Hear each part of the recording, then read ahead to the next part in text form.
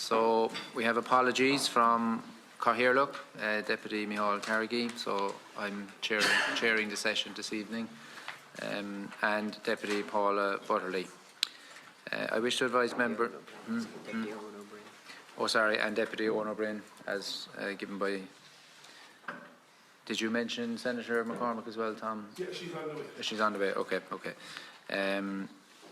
I would like to advise members of the constitutional requirements that members must be physically present within the confines of the Leinster House complex in order to participate in public meetings. So, item 1, discussion on PLS of the Residential Tenancies Amendment Number 2 Bill. The Residential Tenancies Amendment Bill 2025 proposes to amend the current system of rent controls and give effect to new measures to protect tenants, including increased security of tenure, which will come into effect on the 1st of March 2026. Today I am pleased that we have the opportunity to consider this and other related matters further with representatives from Threshold, the Institute of Professional Auctioneers and Valuers, the Irish Property Owners Association and the Community Action Tenants Union. So I would like to welcome from Threshold Ms. Anne-Marie O'Reilly, National Advocacy Manager, Mr. Zach Murtagh, Legal Officer, and Mr. Garrett Redmond, Research and Policy Officer. You're all welcome. From the IPOA, Ms. Genevieve McGuirk, CEO, Mr. Fintan McGill, President, and Mr. John Kennedy, Board Member. You're very welcome. From IPOA, Ms. Mary Conway, Chairperson, Mr. Maurice Deverell, and Ms. Margaret McCormick. And from CATU, Dr. Fia Tuberty, Mr. Michael Sheehan, and Ms. Caught Gleeson. You're all very welcome. So, just in relation to parliamentary privilege, notice to witnesses, before we start, I wish to explain some limitations of parliamentary privilege and the practice of the Houses as regards reference you may make to another person in your evidence. The evidence of witnesses physically present or who give evidence from within parliamentary precincts is protected pursuant to both the Constitution and statute by absolute privilege. Witnesses are again reminded of the long-standing parliamentary practice that you should not criticise or make charges against any person or entity by name or in such a way as to make him, her or it identifiable or otherwise engage in speech that might be regarded as damaging to the good name of the person or entity. Therefore, if your statements are potentially defamatory in relation to an identifiable person or entity, you will be directed to discontinue your remarks. It is imperative that you comply with such direction. Okay, so the opening statements have been circulated to the members already, and because we are tight for time, I propose that we don't ask yourselves to read the opening statements, if that's okay, so that we can get straight into the session. Is that agreed by everyone? Agreed. Okay, so in terms of the speaking rota, the first usually is Fianna Fáil. As I'm in the chair, I'll defer my contribution, so I'll move to Sinn Féin and Deputy Thomas Gould. I suppose, first of all, I'd like to start with rents. I personally believe that this new bill will only drive rents up even further than they already exist. That's my opinion. I would like to hear what your thoughts on it, specifically the consequences of bringing when this bill comes into effect on the 1st of March. So maybe if we start with Catherine and work our way across. Yeah, just to say, you have 7 minutes for your session, Deputy. Thank you. Yeah. Who did you point it to? Yes, we would also share that fear that this could ultimately lead to rents being driven up, particularly after each 6-year term. This will be a massive increase that could come when rents are allowed to be reset to market rents. We were actually looking at figures from Galway yesterday. If this legislation had been in place in 2020 and you would now be looking at your rent being brought up to market rent, it would be a 66% increase that you would suddenly be looking at to be able to stay in your home. While this presents itself as limiting rents, it guarantees the ability every year for rents to be driven up, and we would have very large concerns that this would just put more pressure on renters. Margaret. Considering in Threshold, we've expressed our concern that in a few years the vast majority of tenancies will be at a higher level at market rent, and that could mean extremely high increases for renters if they have to move from one tenancy to another or when they roll over into the 6-year tenancy.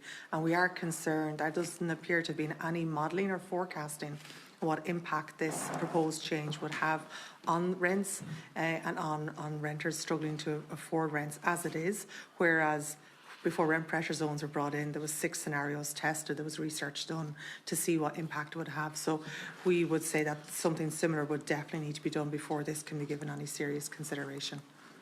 Thank you. We would think, yes, rents will probably go up, but they go up because of the reason that wheat went up when we had the Ukraine war. It's supply and demand.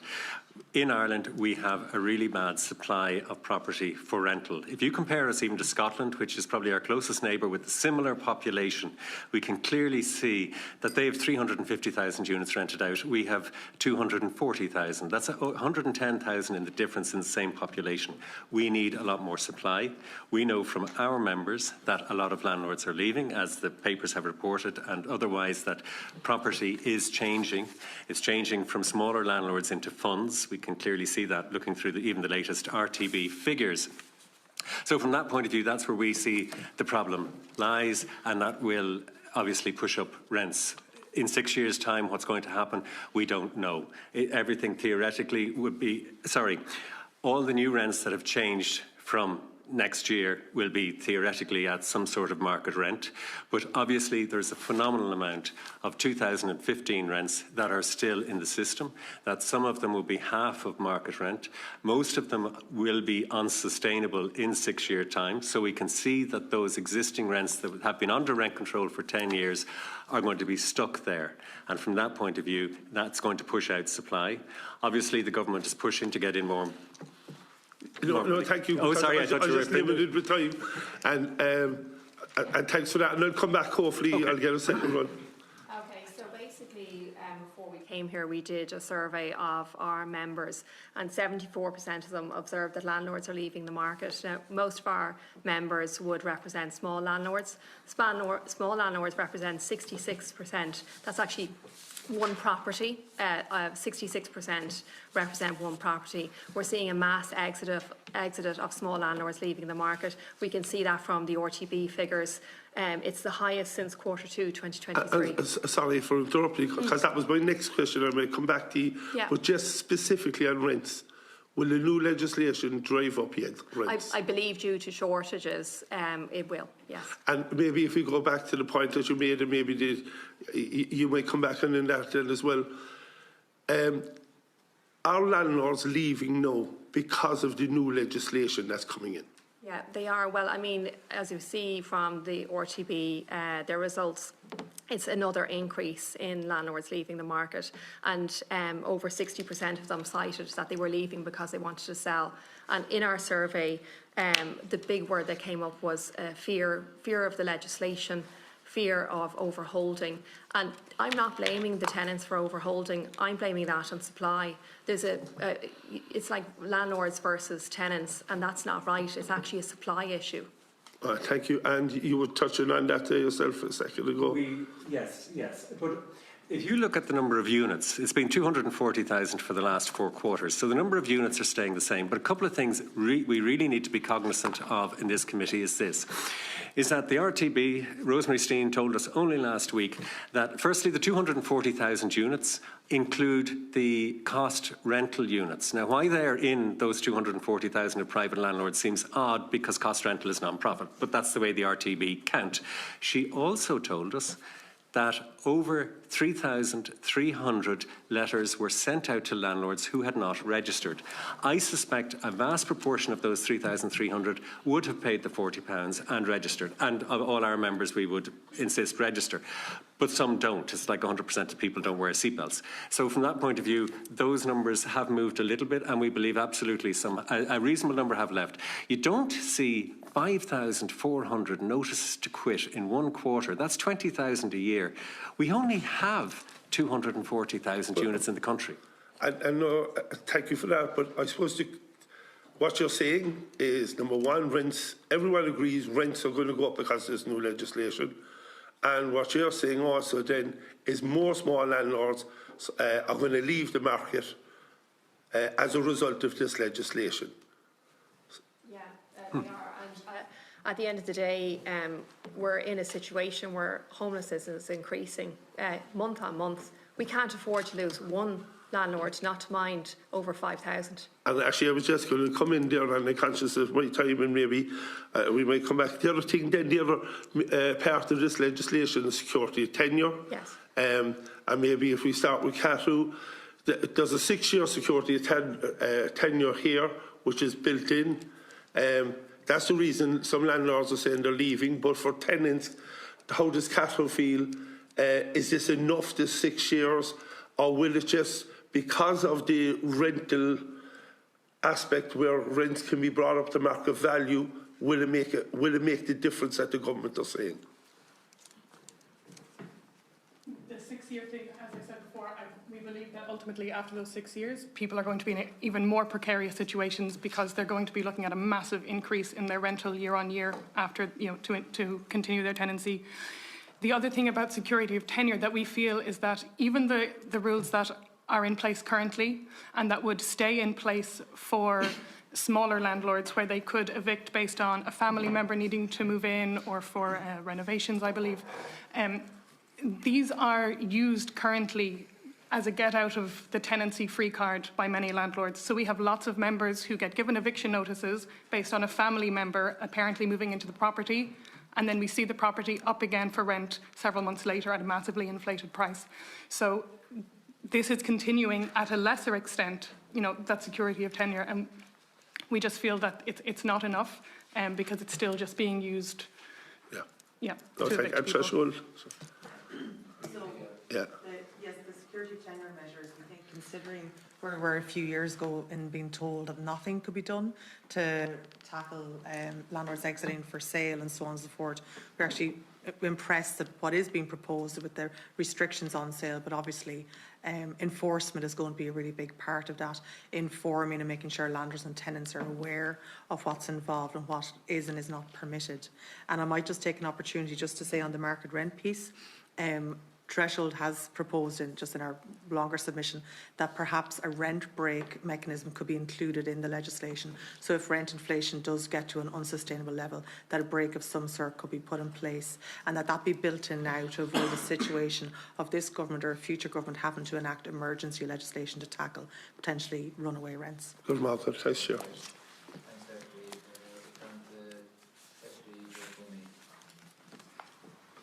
Thank you, Chairman. And thank you for your open statements. Again, look, coming from a rural county like myself, I have a concern that the bill is so focused on large-scale industrial landlords, mostly in large cities, that it has not been rural-proofed, especially where there is very significant demand on holiday accommodation. I have serious concern about that. It would appear to me that over-regulation, one type of property use, and under-regulation, another, could see large numbers of long-term rental properties being moved into the short-term market, unfortunately. Can I ask the members of the IPAV and the IPOA if they have any information on the impact of this bill on rural and coastal communities? There seems to be an arbitrary taken on what constitutes a small landlord, and if there's any precedent that could be used to determine whether a landlord is small or large scale. Okay, so just in relation to small and large landlords, someone who has a property of 4 units, so if they have a pre-63, for example, they're considered now a large landlord, and they're in the same category as somebody who has 100 units in an apartment block in Dublin city centre. To us, that's quite a significant difference. Somebody that is in as an institutional investor obviously has different tax breaks to those who aren't, but yet they will both be deemed large landlords. So there's already a difference there, but they're falling under the same category. In relation to smaller landlords and rural areas, it's a huge concern.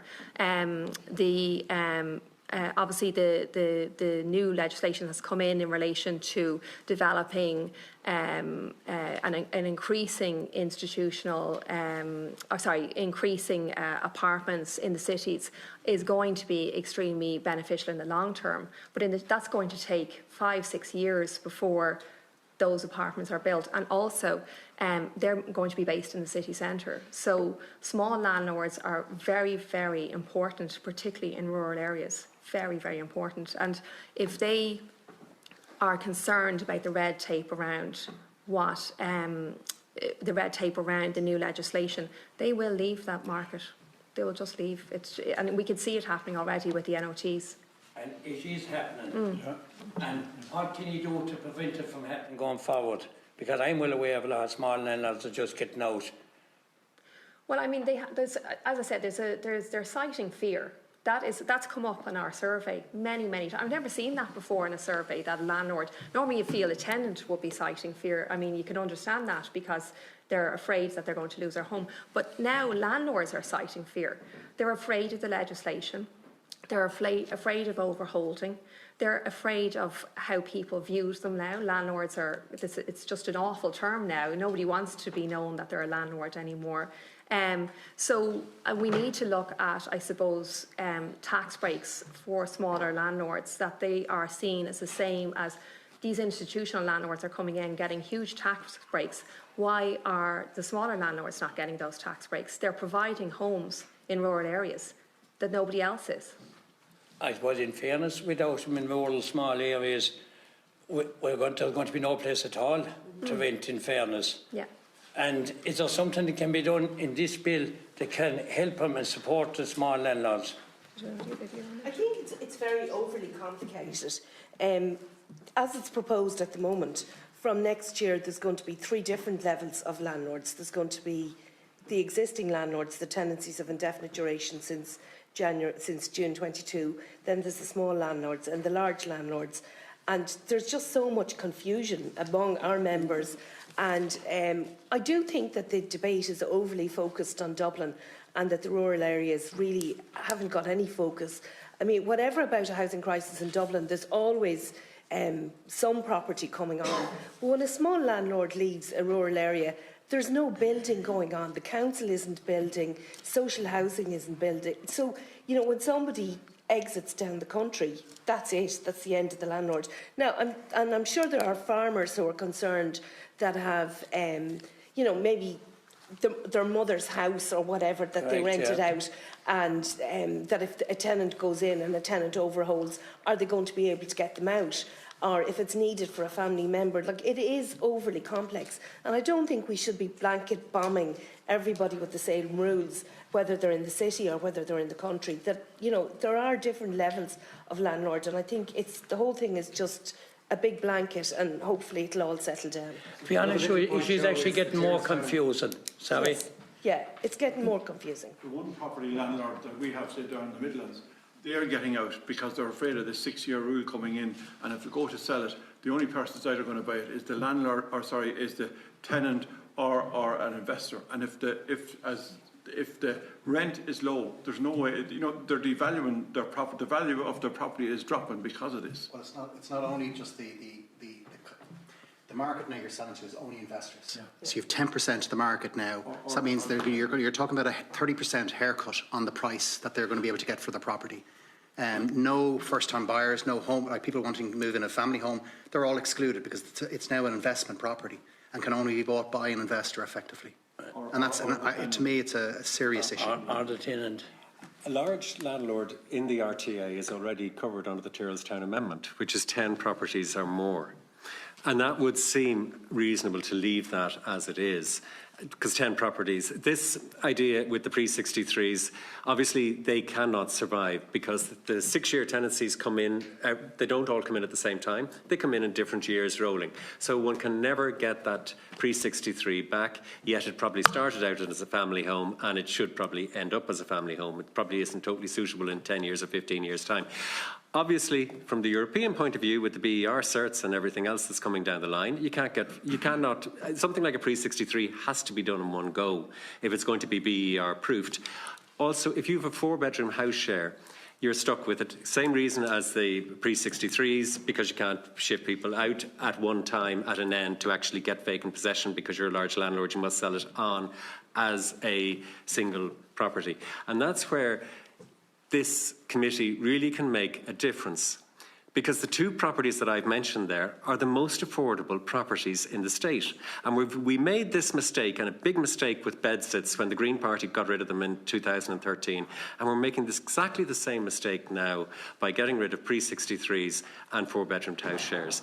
And not everybody can afford not every tenant can afford to pay the rents that the REITs want and that the big investors want. And how much pain can tenants absorb? And tenants really are crucial in this whole thing, because you have young people living at home until they're 40. I know it from experience. I've had 200 applicants coming for one property. We have a quadrupling of homelessness since the RPZs were brought in. There's no choice of freedom for tenants. They're stuck in these golden handcuffs. They could be living in Dunleary, working out in the airport, but they can't move because they're stuck still in the old rents. And until you get supply going, all you have is you've got existing tenants who are in a wonderful position because they're in RPZs and they're in the 104,000 now. But any young person or new tenant or country person coming up to Dublin or whatever, they are snookered because they are the ones who are paying what should be a fairer distribution of rents around. They're actually ending up paying them. And that's where the unfairness happens on the tenants. And you can't squeeze the market for 10 years and expect to have a different result from what we've had. It was supposed to be 3 years. That was what Simon Coveney told us.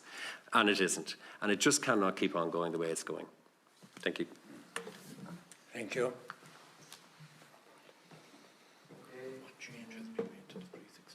Turn to Deputy Hearn.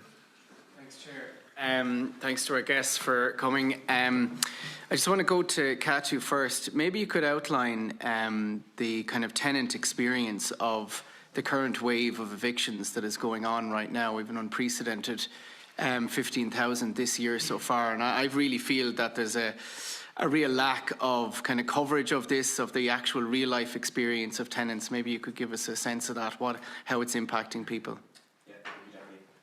Just for context, CATU is a membership-based tenants union. We have over 2,000 members in 30 branches across the country. What we see really is an emergency. It's gone beyond a crisis. As was mentioned there earlier, there's 20,000 eviction notices sent last year. A lot of our members join up on the back of an eviction notice, looking for support and protection against the eviction. A lot of times, landlords circumnavigate the RTB process. Either they're not registered, or they simply don't know the legislation or don't care, and try to evict tenants through illegal means, I guess. And that's why we step in to protect the tenants in those circumstances. Just for context, I'm the Munster Regional Organiser for CATU. As staff, recently I was involved in a campaign with 14 families down in Killarney who are being evicted by Zerco Limited. And when I went down to meet these families, what I found was like a completely close-knit community, kind of rural Killarney. The school stands to lose 10% of their students from these evictions. There's not a single property in Killarney below 450 grand in the market for purchase, and there's just nowhere to rent, like close to zero. Or when there is, they, like as the committee member or committee witness said, you get about 200 applicants to a property. What we see with this legislation and how it will impact that on the ground is it will just heighten and ultimately make the situation worse, as outlined in our statement. Ultimately, what we need is a complete repivot of how the government approaches the housing situation, away from the private market. We need to be building public homes and public land and expanding social and public housing, which we seem to be moving away from. And just on this, do you think in terms of legislation that there should be kind of a ban on evictions at the moment, given the scale of the crisis? Yeah, absolutely. As outlined in our opening submission as well, we think this can be brought in immediately for HAP tenants. HAP, where the state is essentially giving billions to private landlords. They shouldn't be allowed to evict tenants in a whim. We have inundated with HAP tenants being evicted in our union, and we're supporting them to both overhold and to protect them against any illegal evictions. That is a start. We think the eviction ban should be re-implemented on all no-fault evictions. and immediately to stem this crisis. Thanks for that. To threshold, just in terms of, again, the scale of what's going on right now, and again, it's something that I'm trying to raise awareness of and attention, is this is a tsunami of evictions that we're seeing right now. We haven't seen anything like this. It's been building up in recent years. What is Threshold seeing in terms of that human impact on renters of evictions? So in our services, we've seen a very small increase in the number of people coming to us with notices of termination. What we would have seen over the last number of years, however, that it is becoming more difficult to challenge a notice of termination. The landlords are genuinely selling the property or have the paperwork in order to proceed with that. So in those scenarios, then we're making sure the person just has enough knowledge and resources available to them to go find somewhere else. When it comes to the data on the level of notices, however, there wasn't a sudden jump in notices in the last quarter. However, we have seen, as you point out, a general increase over the last year and a half or thereabouts. So it wasn't a case that in June this legislation was announced and then suddenly landlords started issuing eviction notices. There's just been a fairly steady level of notices, and the RTB's landlord survey from a few years ago would indicate to us that landlords were planning to leave, and that is what we are seeing as an additional cohort may be leaving because of the legislation, but I don't think we can create that link between those two things for definite. So I would be cautious about making a claim such as that. Yeah, and just onto the landlords' organisations, maybe two questions you could answer. Like, you speak about, landlords, it's a property investment, that's what it is. But as you acknowledged also, it's a renter's home and we're in an emergency situation. Do you have a view around the issue of, there's nowhere for many of these families that people have spoken about to go, that there needs to be, again, like we saw in COVID, a temporary ban on evictions until there are places to go, or at a minimum, there shouldn't be evictions into homelessness, that local authorities would work with landlords to ensure that no one is evicted with nowhere to go to? Well, I'd just like to say, first of all, we don't represent landlords. Our colleagues to the right do. Yeah. We represent auctioneers who, in turn, will manage landlords' properties. So we're looking at it, I suppose, from a viewpoint of what they're telling us on the ground. So just to be clear on that. In relation to the RTB, they have said that the majority of landlords are compliant. So, it's not that the landlords aren't being compliant. That's in their results last week, that they are saying that most of them are compliant. I believe if there's a ban on evictions, unfortunately, supply will dwindle even more, which is not what we want. We want supply to increase. Now, at the end of the day, it's the government's role to provide low-income, long-term properties for tenants. It was never the role of private residential landlords to provide that type of property, and I suppose they've fallen into that role over the last number of years. But that was never, I suppose, the original intention, and there is room there for different types of landlords and providing different types of tenancies. Okay. So I think we need to also look at. The government are looking at, I suppose, long-term supply, but we also need to look at short-term and medium-term supply as well. Absolutely, I don't think putting a ban on evictions is actually, unfortunately, I think that will have a negative effect. I don't think it'll have a positive effect. Okay. Well, I don't know how much more negative we can be than 15,000 people being, issued eviction notices in the last. Because there'll be more NOTs. That's what'll happen. There'll be more NOTs. Unless you're saying that it's as of midnight tonight, there's no, Well, in my view, that's what the government should be doing, because this is it's a social emergency. This is, what's going on here. Thanks for that. I appreciate that. Maybe the landlord organisations, It seems to be a very difficult situation, and it's a very difficult situation for everybody. But landlords purchase their property, and they're citizens of the state. They purchase their property and they rent their property. They're providing a service. They help the state to provide accommodation for its citizens. When the state is actually actually restricting that, it is hugely difficult. We now have had rent pressure zones for over 10 years. We have a group of people that can no longer sustain their properties on the income that are coming in from it. We have standards increasing all the time. So what the situation for them now, and with the new legislation that is proposed, is that they won't even be able to sell it when they need to sell it. So I know straight off that we have more notice of terminations have been served. There's an awful lot more of them coming down the line. And what we've been asking our members to do is to hold fast, don't take any actions too quickly. Let's wait and see what the legislation states and how it comes out. So there's an awful lot of people there that are ready and at a situation where it's not sustainable for them to keep the properties, and they want to, and they do not want to serve notices. But the income's insufficient. And over 10 years, you can see that CPI has increased, but their income has been limited. And from that perspective, it's just not possible to keep going. And if we bring anything else in, again, like an absolute blanket ban on selling, it's going to destroy the market. Okay, thank you. So can I just have one quick Very quickly, comment please. there? You mentioned could we work with the councils?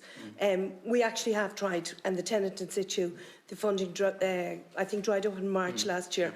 There's been lots and lots of landlords who've been wanted to sell to the councils, but it's taken up to 2 years in some cases to close. So we're very willing to talk to the council, but something needs to be done. It can't go on forever. Just one quick point very quickly is, if I sell the property, the new owner has to leave it vacant for 2 years if the owner decides to turn it back into an investment property at market rent. This idea of this whole RTA 2004 having to leave your property vacant, when we know we need a lot of properties not to be vacant and occupied, is one of the things that you guys can put in your report for the amendments on this. Thank you. Thank you. Deputy Stanley, if you're ready. You pass for now. Okay. Senator McCarthy, if you're ready. Yeah. Thanks a million for being here today. What I notice is it's obvious there's a lot of frustration across the tenants groups, the landlord groups, the homelessness advocates like Katu, and you're all describing pressure, confusion, and you can see it's across the board. And my colleague, Deputy Hearn, mentioned that there's going to be a lot of evictions, and that's what they're seeing. And then Margaret said there's a tsunami of evictions. And I'm just wondering, even what I'm seeing with my own people coming to me, they're unsure, they're fearful, they're uncertain, and they're giving notice to their tenants because of the new legislation. But they don't know what it means and how it's going to impact them. So therefore, this legislation is designed to prevent evictions, hopefully, and people can have a security of tenure. But what it's doing is it's frightening people, and they're giving notice to the tenants, and they're putting their places up for sale. Do you think, is there an argument to delay this legislation? Is there an argument to inform people exactly what it's about so that we're all operating with knowledge? Yeah, I would say there is an opportunity for a lot of things. But the biggest problem for the landlords is that every time legislation comes in, before it's even bedded in, there's another change in legislation.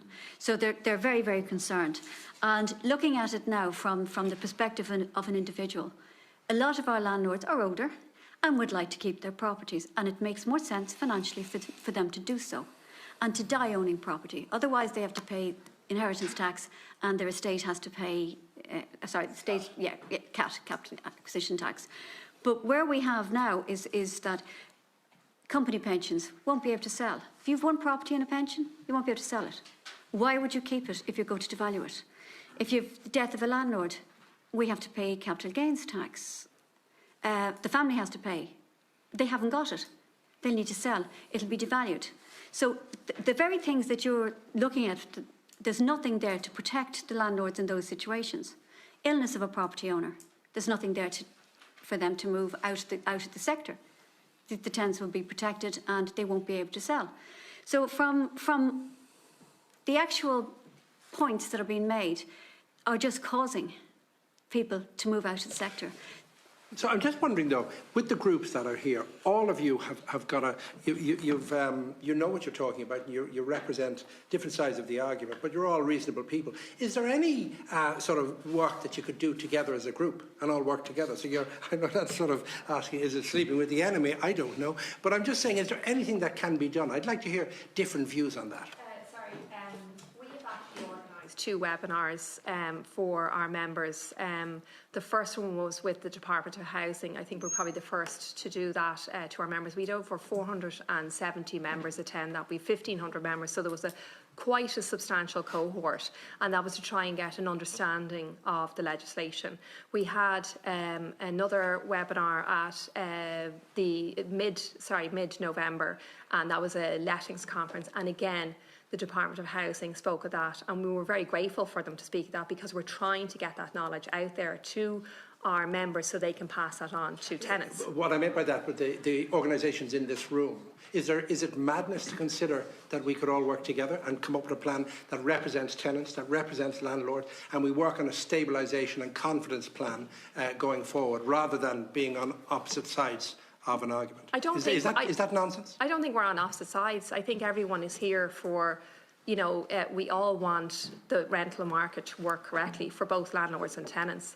I was only talking to the CEO of Threshold there. I was like, it's probably one of the first times we're all on the same side on this. We want to see a proper functioning rental market, but it's very, very complicated. 4 tenancy types with 3 types of tenancy rules. That needs, I don't know how you would come together and fix that. That needs a total overview altogether. That's so complicated, just that in that piece alone. Anne-Marie, can I ask you? Yeah, so I do think there's broad things that we can all probably agree on. One thing that has come up often is the idea of policy certainty. And it's already been alluded to how the legislation has kind of chopped and changed, particularly since 2020, really, with the COVID-related changes. So I think everyone wants to see the legislation stable without too many changes in the future. And we do think that this legislation could possibly achieve that. It will be incredibly messy. There will be a lot of upheaval as it beds in, and it will take a number of years for it to bed in. And I think there's certain aspects of the legislation that probably everyone is a bit unhappy with, that probably could be tweaked and amended, and maybe additional measures put in to address any of the issues that are in it. So I don't think it's impossible. Sorry, Senator, I might come in just on Anne-Marie's point there. I think it's absolutely pivotal going forward, if both sides, if you like, are to work together. That we really, and is that happening? That, I suppose. Well, in order for it to happen, okay, we need people to stop being disingenuous. There's been, to my mind, an alarmingly disproportionate amount of commentary already here tonight on RPZs. It's not a central thrust of our submission on this, but it does give us a flavour of people maybe talking around broader issues and broader agendas without actually focusing on what these heads of bill propose. And in order for us to work together, we're going to have to be honest about what the legislation is saying. Fia, do you want to say something? Yeah, just I guess from a CATU perspective to chip in on this, there obviously are some shared concerns maybe around the role of institutional investors and corporate landlords in the housing system. We would see the emphasis on encouraging institutional investment as very problematic, given what has been observed in terms of the rent increases in that sector. Research from the central bank has demonstrated that institutional investors tend to increase rents at a disproportionate rate. So there may be some points around that we could have agreement on, but we also see that there's fundamentally opposing interests here between tenants and landlords. On the one hand, for tenants, their home is their home that they need to live in and stay in, whereas for landlords, it's a financial asset that they want to make a return from. And that is not an immediately reconcilable but conflict. If you could, even if you had some areas that we could agree on and move forward and work together on, I think that would bring a little bit of certainty both to both tenants and landlords. So that was my point. So on the theme of what you raised there, I suppose one of the things the 6-year tenancy or regards having that security, but that needs to be balanced with something else, because otherwise there's unequilibrium. So for everything that you bring in for the tenants, there has to be kind of something brought in on the other side in order to balance it. Otherwise, you have supply going down. So all of the things that that are brought in for tenants are good things. I would support most of them if it doesn't have a negative effect on the other side. And that's what I think we both need to kind of be mindful of, is the balance of equilibrium in the market. Yeah, and there was a report done, commission report, in 2000. And that was IPOA part of that. I think IPOA, Threshold were all part of that. But when they did bring in, the Residential Tenancies Act was based on the findings of that report, but they didn't follow through on a lot of the findings. So they brought in, they cherry-picked it, and it was guillotined in at the time in 2004, and they didn't follow through on the tax treatment and changes in the tax. So it's something that even though there was a group of people got together and agreed and compromised, because there were things that were unpalatable for both sides within it, but it was something that could have been worked, they weren't brought in. And subsequently, then the Act itself after was changed and is unbalanced. Thanks very much, Senator. We'll go back to Deputy Stanley. Thanks very much. Just to welcome the witnesses in. Could I ask Margaret about what their organisation is doing about under-the-counter top-up payments that landlords are demanding? And the problem is that tenants don't declare it. Tenants, it doesn't get out into the public domain. It doesn't show on any figures in terms of what the official rent is, in terms of what's reported to the RTB or anybody else. What's your organisation doing about that practice?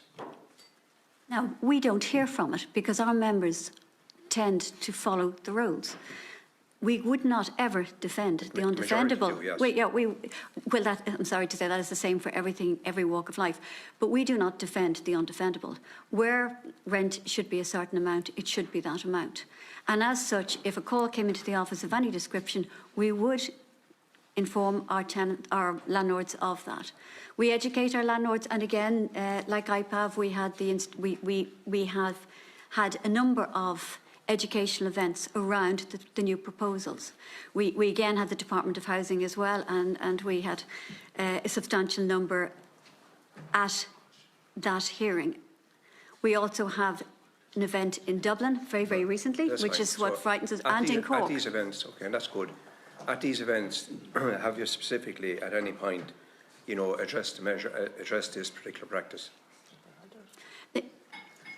It's not something that comes up for us. We educate, and we would have discussed HAP. So when HAP, and we've also had the department in discussing HAP as a webinar and giving out information, and they would have made it clear at those webinars that it is unacceptable to breach the law. We make it clear all of the time that it's unacceptable to breach the law. If there was... So in short, because we have limited time, in short, are you telling me that you have addressed this at your seminars and at your meetings? We would always, at every meeting, tell our members that they must abide by the law of the land. But specifically, that's very broad. Yes, in relation to this specific practice, which happens. If there was a question that came up at a meeting... Has caused a huge difficulty for tenants. If there was a question that came up at the meeting, or if there was a call into the office of any description, then we will actually address an issue. So going forward, could it be addressed maybe more directly? Well, again, we are happy if we did a presentation on HAP, we would explain the rules around it and make it very clear to all our members that they need to abide by the law. Thanks for that. Could I just turn to threshold, and thanks for your submission. Just in relation to, you expressed concern about the market rents, the move to market rents, and you set out some reasons why. And in relation to lets, I mean, it's an issue that was raised at the point of, I think we'd agree that, I mean, there's a general feeling among everybody that policy certainty would be a good thing because, everybody would know where we're going. And I think the other thing that's important to address is that the number of actually lets, the last time I looked, is actually increasing. The number of actually units let has increased very significantly in recent years. I think it's important to say that on the record. So, because the impression sometimes is given that the whole thing is collapsing out there. But just in relation to the, for threshold, the short-term tenancies, what's your concern about that and rents increasing, being each time with the market rent? If Garrett, maybe yourself, Anne-Marie, would just maybe talk us through that, where you see that problem. Thanks. Thank you, Deputy. Well, thank you for your question, Deputy.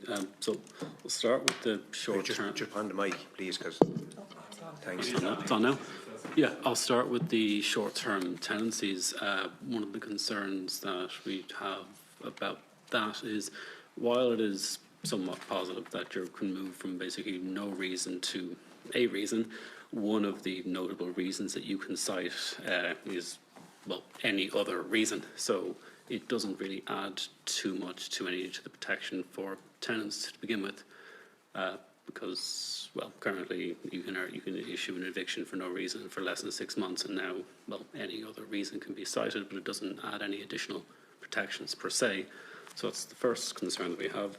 Regarding the market rent resets, well, we have a lot to say about that, but that probably would be, just if I had to pick our biggest concern, it would be that. As I said, we like currently, since 2016, rents have gone up more than wages have, with the exception of the year 2020. There's plenty of statistics that can be found from Silk, the CSO, and so on, that basically highlight that there are lots of people who are renting who are living in material deprivation. I have a lot of concern, and this is before the changes have already come into place. So the overarching concerns that we have about the tenancy reset is that while you can increase it by 2% each year, there could be a very, very large rent increase at the end of 6 years. And the housing agency's review of the rent pressure zones one of the things they actually outlined was that the new mechanisms allowing landlords to raise rents to market rents will need to be carefully managed to avoid very high rent increases. And we believe that the proposed market rent reset does not take this recommendation on board. Additionally, are you saying at this point in the legislation there needs to be provision made for potentially for a rent break? Have you mentioned that in your opening statement and in your submission? Yes. The other recommendation we perhaps could be made is to end the rent reset at the end of a voluntary end of a tenancy, because there could be potentially some unintended consequences there. The first one is a shift in behaviour to potentially landlords renting to shorter term tenants, because, for example, if you bring in a student... The point you're making is it's more there's an increase in the number of opportunities to actually reset to a market rent. That's the basics of what you're saying there. Theoretically, you could do one every year, maybe. I could I just ask you in relation to it's a technical thing with the legislation, in relation to notifications, and you addressed this, that, surely we should be looking for or insisting on that in the legislation that paper form of notification is used. I mean, if electronic's used, right, and you correctly, you articulate in it, you look at the options in terms of the different methods where people can be used, people can be contacted, but surely we should be, in terms of, somebody receiving a notice of termination of tenancy, for the landlord it's a big deal. It's a huge deal it's an enormous deal for the tenant, because this is it, right? Roof over your head is gone, and it's getting more difficult to put a roof over your head in the private rented sector, because there's a greater number of people, there's a higher population. But could I ask in relation to that, should we not insist on a paper and a hard copy notifications also? Regarding electronic communications, I might pass that over to my colleague, Zachary. Yeah, so we've been very clear about this, Deputy, in our submission. We feel that the current wording around the service of notice by electronic means is quite broad. It could potentially include commonly used platforms, which we don't really feel, I suppose, pay due adherence to the formalities and the importance of meeting those formalities around something as serious as serving a notice. So we've absolutely made that point clearly in our submission. But I suppose just in a broader sense as well about sort of manipulation, if you like, around notices. Service is one aspect, but we do also share Cadw's concern in shorter term tenancies, as you've mentioned, that there is a potential for no fault evictions to increase due to the fact that potentially the grounds that are currently put forward in the proposed heads could be effectively spun a little bit, and that could lead to more notices being served. But to speak firstly to the electronic service point, absolutely, we're not happy particularly with the wording on that. We need to move on. Thanks, Deputy. Senator McCormick. Lovely. Thanks, everybody, for coming in. So I understand there seems to be so much confusion and around the new legislation. And I suppose from where I'm looking at it, will this new legislation increase homelessness? Because that's the figure that I'm looking at every single month since I got elected. And I see every month we're getting worse and worse homeless figures. So I have a couple of questions, but I also want to hear all of your expert opinions on, if you were in government, what one thing would you do that would help with the homeless figures? Because, you know, you're here to talk to us all. I'm confused about the legislation as well. I'm yet to see some legislation or some policy that will come in that has made any impact on the homeless figures. And I know, Anne-Marie in Threshold, you were saying you don't see the tsunami of evictions. I'm in Laois, and day in, day out, I'm dealing with people coming into me. They're getting evicted, the rents are going up. So the new rent rules will only apply to new tenancies from March 2026, but how long is it going to take before the market reset impacts on the majority of tenants that where we're at now, and how many will have their rent reset at the start of the 6-year tenancy? You know, there's a load going on there. So I'd look, if you all want to just take a chance and let me know your thoughts. Homelessness will go up. Yes, you're right. The reason is that it quadrupled since rent controls came in. There is a relationship between supply and landlords getting out of the market and selling up properties and homelessness. The level is debatable. There was something about 52% of people in the Dublin area in homelessness were not originally living in Dublin. So, but essentially, I believe that you are right. Rents will go up, but there's a lot of logical reasons for it. And the confusion part, you're 100% right on. Like even in this amendment here, you're putting in two definitions for market rent. It shouldn't have. A market rent should have a definition. It should be clear. It should be concise if you're going to put it into legislation. So the whole RTA, and I think I probably speak for both groups here, it needs to be rewritten. The thing is a jungle. It has been amended so many times. It's a mess. It is really impossible to read it from anybody's point of view and to understand it. And if it was a simpler system, we would absolutely prefer that. The whole idea that now if you have one property and you put it into a company for your pension or for otherwise, you're now considered a large landlord. That means it can never be sold to produce the lump sum for the pension when you hit 65 or 70 years of age. So there's a lot of bits in this that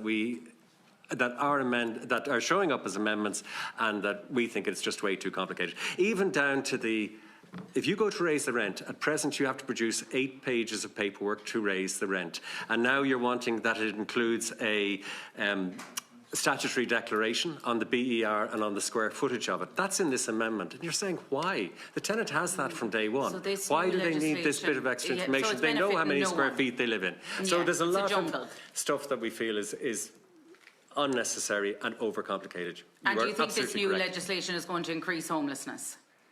I think as long as the rent controls stay, you will increase homelessness. And you're absolutely correct. This is rent controls and it will increase homelessness because there isn't the supply coming in. Okay.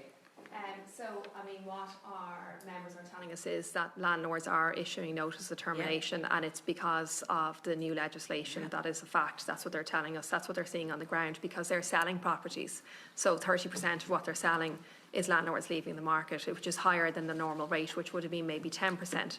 So that is a fact. That's what's happening on the ground. I think the new housing plan will increase supply, but that supply is going to come 6-7 years down the road. What do we do in the meantime? And that is a concern. So the last thing we want to do is drive out the small landlords. I think we have to protect the small landlords in order to protect the tenants. And I know that mightn't sit well with everyone right now, but that's what we have to do right now. And I think we need to look at short-term supply as well. Vacancy and dereliction, it's all over the cities, but that's what we have to do right now. And I think we need to look at short-term supply as well. Vacancy and dereliction, it's all over the cities, I mean, it's a no-brainer to me why we're Totally not agree looking there at with that. vacancy The and county dereliction. It's an councils absolute should be chance, and my looking colleague at that. Deputy Yeah, Gould does a lot of work on that, yeah. 100%. Thanks. And threshold, I'm interested to hear what you think here. Yeah, sure. So when it comes to increasing services, what we see in the homeless figures is that nearly half or a considerable number of people enter homelessness because they've received a notice of termination and have been unable to find somewhere else. So when this legislation comes in, if it comes in as it is, it should reduce the number of notices of termination that can be issued. So we should see a decrease in the number of people entering homelessness on foot of those changes. The other side of that then is to make sure there's enough homes for people to move out to.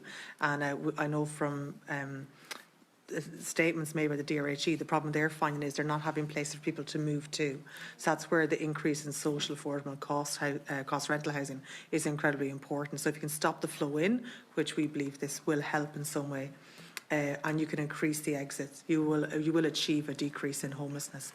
It may very well be that in the immediate and short term, that there is an increase in the notices that's being issued as people are worried and fearful as to what's going to happen. And maybe they were planning to stay in the sector another few years and decide, you know what, I leave now before it all changes again. Now, on the other side of that, there is a proposal in here for market rent resets in between tenancies, which is actually a lightening of our current rent regulation.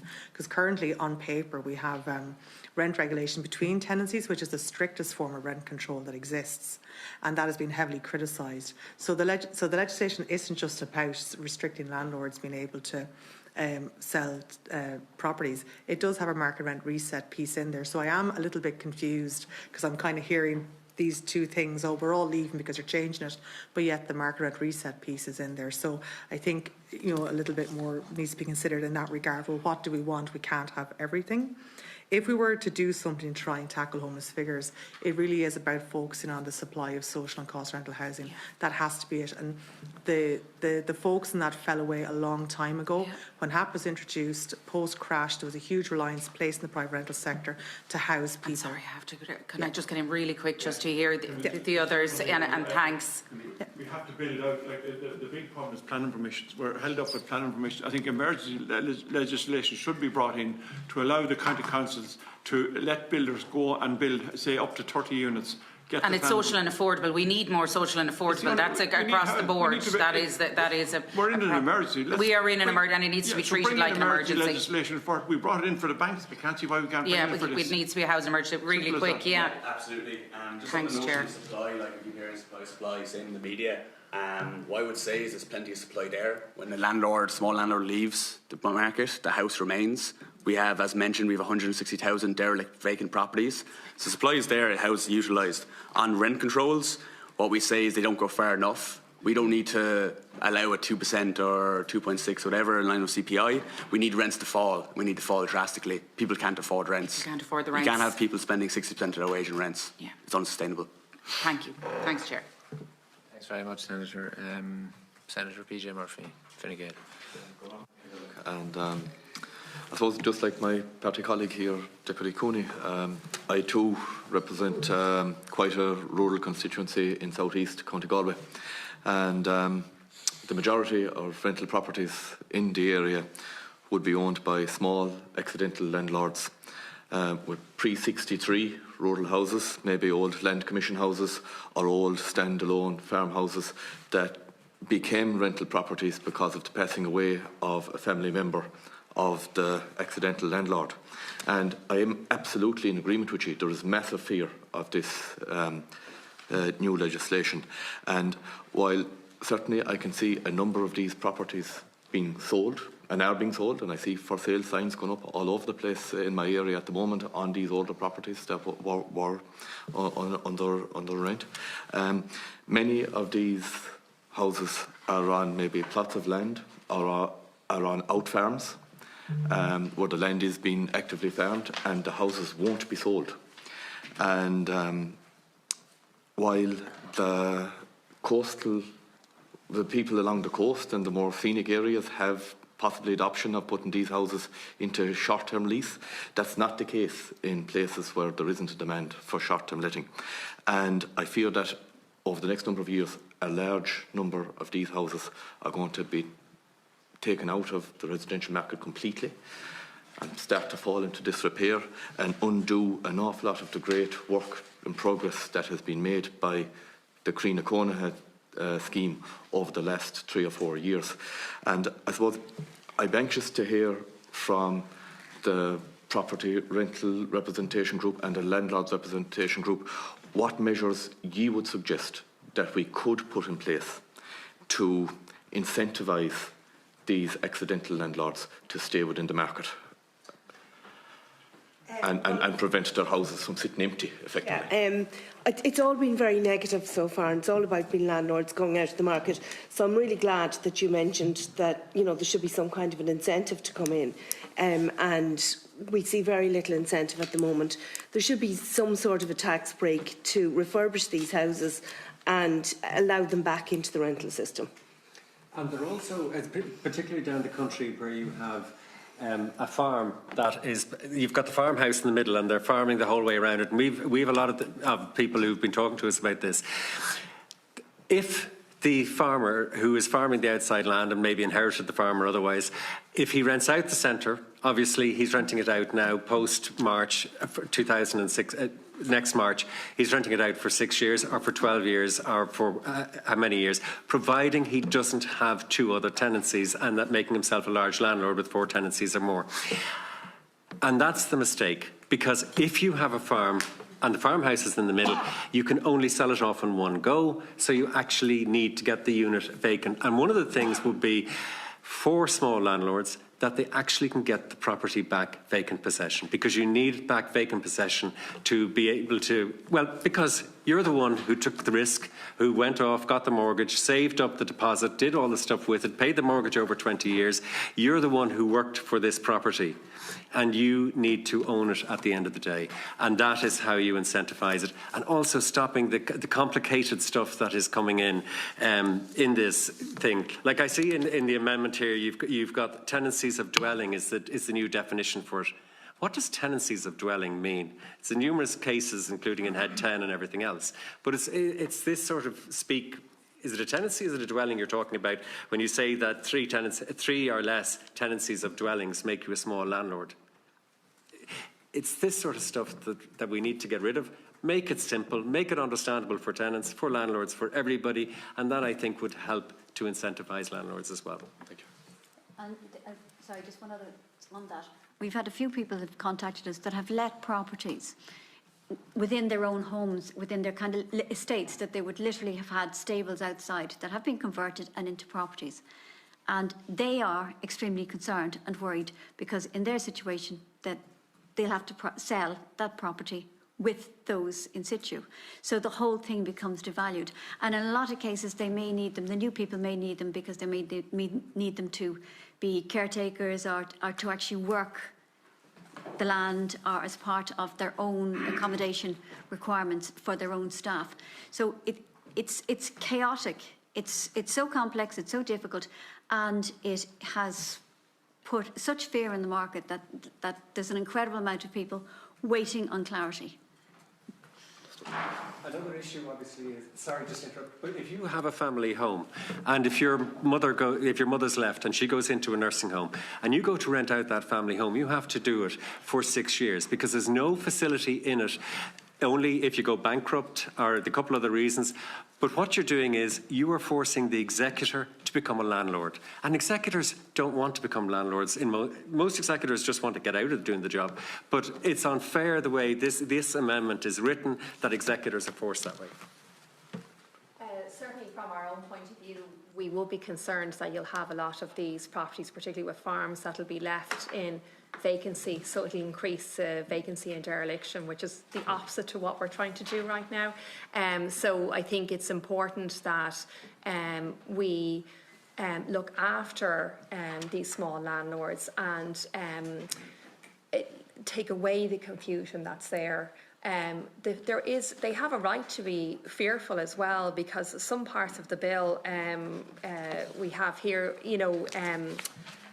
in relation to if they fail to copy the RTB in on a notice of termination, for example, it's now a criminal offence Like, that's a serious change in legislation. And if you have one property and that's your pension, because a lot of, particularly in the farming community, they may have one property, it's their pension pot. So if I turned around to you tomorrow and said, you're with Irish Life, sorry, your pension has decreased overnight by 25%, because that's what's going to happen, because you'll be selling properties with tenants in situ.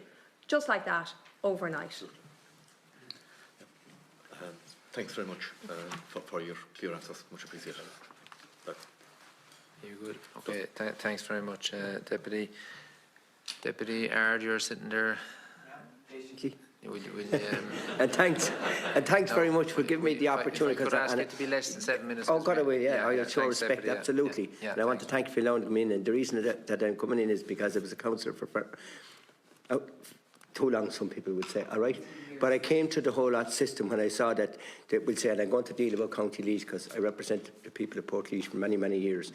And still do now, but I'm doing it in, if you want to call it the Dáil. But I just want to say that I remember the waiting list in Laois County Council. I could tell a person when they would come to me, when they would first go on the waiting list, the length of time that should be to get a house. So I lived through the whole lot and I saw that coming up and I saw the HAP coming in.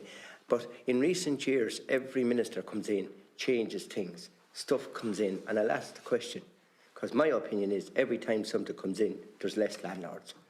So therefore, should somebody not just take 2 steps back?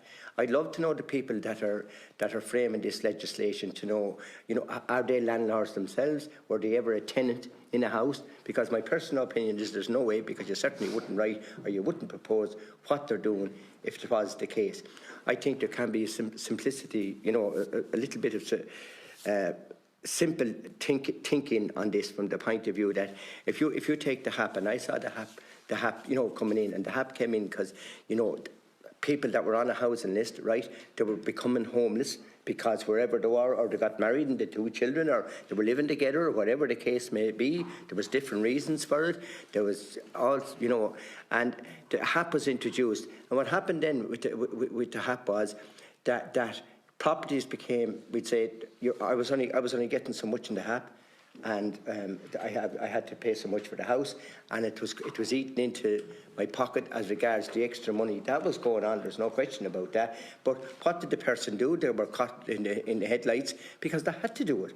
The second point I would just like to say is when I served all my time in the council, when I came in, and even before the last scheme that came in, where the council are no longer buying houses, we had schemes 30 years ago where they bought houses. And all I can say, it's nonsensical for a person that's on a housing list, but say even they're on HAP, the house has been sold, and believe it or not, in most cases, in my opinion, the landlord and the tenant, they do become friends, if you like, down through the years, especially if it's a long rented accommodation, and the landlord wants to sell to the local authority. And the local authority are now not buying any houses. Sure, I mean, where is the giant up thinking on that? That's reverse. And I'm saying it here quite publicly today. That's going in reverse. So the other thing I would just like to say is that, like, to be fair to a person that has, and I've only one house, the one I live in, so I'm telling you that, right? But like, to a person that's renting a house today, and you're bringing in legislation saying, yes, you can sell the house, and there's various reasons why people have to sell a house, all right? But the tenant will be there for 6 years. Like, if you went to buy an acre of land in the morning and you were told you can buy the land, but the fellow that's renting has it for 6 years, how much land would you sell? I'm only making the point, like, please, whoever's doing this joint up thinking, will you please make it work for the person that's looking for the house out there? And can I also say, when I was, going up along, there was no such thing yet as children having to go into accommodation. I think that is the worst possible thing, where young, small children have to go into the likes of a hotel that cannot live their lives as young people, whereas we all did. I go to your house this evening or whatever, and even being picked up by somebody else for a football match, you're being picked up outside accommodation like this. Yeah. How low and how, from a mental point of view, at a very young age, that will stay with you for the rest of your life. And I just would like to say, and one thing finishing up, I'll just say this to you.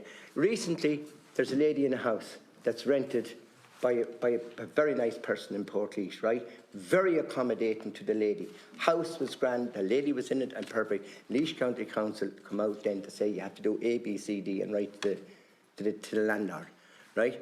The persons in the house don't want that. It's perfect for their needs. They're delighted with the house. And now he's saying, I'm out. Okay. Like, will you just, I just think somebody somewhere has to stand up and just say enough is enough. And can I just agree with that gentleman there as regards building the houses? We have a housing crisis. We have I know to that, no, but we have a housing crisis. Deputy, you're eating and into you other said people. the length of time for planning and everything. It's totally wrong. I gave you latitude now. Come on. With totally respect. right. Deputy Sheen, will you take 3 minutes, please? Thanks. I don't know how to follow you, Willie, but I'll do my best. I just want to make a couple of remarks. It seems to me on the macro level, the Minister has tried in terms of this bill to satiate two competing interests. He has tried to safeguard tenants' rights and he has tried to, satisfy landlords in terms of allowing them to reset the rent to market rate in between tenancies. In reality, I think he's done neither. Because, and I just wanted, if somebody could address in terms of what needs to be done, just because I'm dealing with the tsunami of NTQs at the moment, and it's all individual landlords. And how do we stop individual landlords leaving the market whilst also making sure to safeguard the rights of tenants? Because my concern here is that this was done with institutional investors in mind. It was not done with small landlords. Small landlords are almost being discommoded as much as tenants are by the rent being reset to market rate. And just in terms of selling the property with tenant in situ, is this not the norm on the continent? And what evidence do you have that this will reduce the value of the property when it's being sold? Because obviously another investor or some similar type of buyer would have to purchase the property. Thanks. Value and affecting with tenants in situ. You're obviously reducing the pot, and how our system works here is that there's an advised market value. So when the property goes for sale, sometimes there's bidding on that property, and if you're reducing the pot, it's obviously going to reduce the value on that property. But the concern is as well, I mean, if you're going to sell the property with tenants in situ, you have another unintentional consequence that first-time buyers can no longer buy that property because they can't buy a property with tenants in situ. So there's a twofold there as well, that you're now excluding a huge cohort of the market from buying the property on the open market value. So the open market value will absolutely be reduced. What do we do to try and stem this? Because it's smaller landlords who are leaving the market at an accelerated rate. How do we stop that, essentially? Well, I mean, I just think restricting small landlords, and you have those landlords with one property in their pension pot, and saying that they can't sell if they want to sell, say, for pension purposes, or even if they are in difficulty and there's a clause there, there's nothing in the legislation to protect the landlord for confidentiality reasons. So now the tenant is going to be aware of why the landlord is selling that property if they have financial difficulties, say, for example. But I suppose to stop the NOTs with the current legislation is quite difficult because there's already that confusion there. And until we have clarity, as I said earlier on, 4 types of tenancies, 3 types of rules. I'm finding it difficult to follow, and I have listened to every podcast I've spoken to the Department of Housing. Our members, we've had several webinars. Everyone is struggling to follow. So how is one landlord who doesn't have access to all this information going to follow that? No.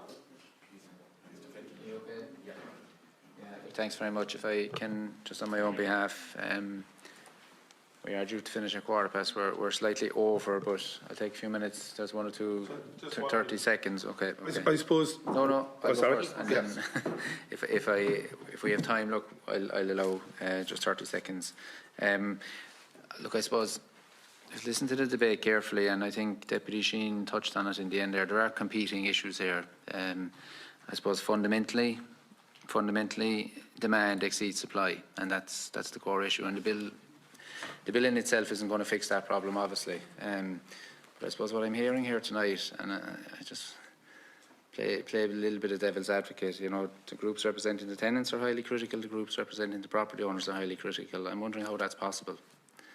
You know, I mean, if property owners and landlords are critical, it must mean tenants are getting something that, you know, they must be getting something from the proposals. If tenants groups are unhappy, it must mean, and vice versa, that you're getting something. So there are good things here. Can I put it to outline maybe some of the good things from your point of view in the bill? There was two things. There was two things in it that we thought, and we mentioned it.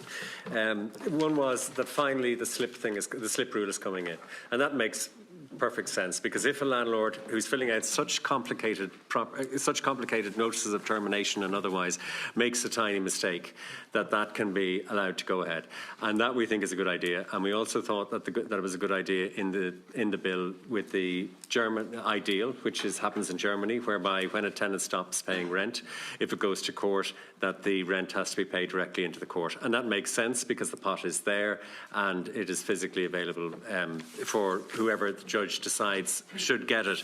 However, the negatives against the bill and the fact that it is so complicated and making things so long, we feel that it isn't kind of helping. Okay, maybe the IPOA on the same point, you know. Going to the electronic notices, I think it's a great thing that actually landlords and agents can notify the RTB of it. There's nothing stopping the RTB sending out a letter as well. So in terms of that, still could be put in. I just don't think that the letter sending from the landlord is like the old style, and I think both channels should be used. In relation to the 6-year rule of tenancies, I guess the only way if you can mitigate the loss of value, then that then could be compensated in regard. So I don't know how that could be done in tax breaks or whatnot on that. Is there anything else you can think of? I think you've covered that. Yeah. I go to threshold with the same question. Yeah, we see the 6-year rolling tenancies as a positive move, combined with the restriction on eviction and recognising the differentiation between large and small landlords. And we do recognise that there is still a mechanism for a landlord to sell with vacant possession, because at the 6-year mark they are entitled to end that tenancy for purpose of sale. Just to make that clear, because it's certainly been suggested that doesn't exist. And then the transparency in the rent setting, but obviously resources for RTB are essential for that. And we might just take a moment just to reference. It's interesting that IPOA have mentioned the slip rule. I know our legal officer has some strong thoughts on that. We are vehemently opposed to any expansion of the slip rule. Yeah. And I think some of the speakers later will have back to my original point. Yeah. I think some of the speakers later will have more to say about that. Yeah. And the tenants union.